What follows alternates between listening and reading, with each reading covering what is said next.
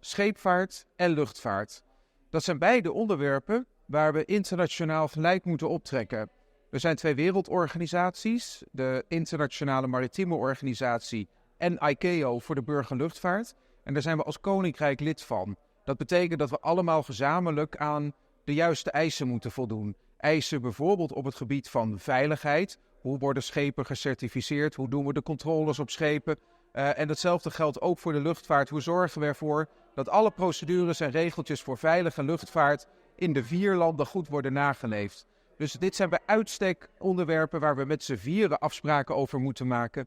En waarbij natuurlijk ook een aantal ingewikkelde vraagstukken zijn op te lossen. Bijvoorbeeld, als je al die veiligheidsregels moet naleven, hoe doe je dat dan in het Caribisch deel van het Koninkrijk, waar voor al die taken natuurlijk maar een beperkt aantal mensen beschikbaar is? En hoe zorg je er dan ook nog voor dat de controle goed geregeld is? Dat bijvoorbeeld degene die de beslissingen neemt, dat er ook nog toezicht en handhaving op is. Nou, dat zijn allemaal van die thema's, daar hebben we vandaag weer afspraken over gemaakt. Durante 2023, audit de IMSA sa toma lugar para assim que não há como reino como país não está em compliance e nossa raia o resultado disso aqui caminha com a Bini também plan of action como país como reino nós vai atender com isso aqui para garantir que nós está em compliance com isso aqui não e agora que não como país de reino nós bem junto e nós demonstrar nos political commitment para atender para o que trata IMO e IMSA's audit, assim que nós por zorg para ponto na aqui guardo atender com não e de mesmo Roseia nós atender também com a parte de luchtvaart, caminho com aqui nós trata riba para o que trata ICAO compliance, aqui não acaba já conhecido Aruba, pero também todo outro país de reino tem dificuldade para o que trata não somente com o personal, pero também com a parte de legislação.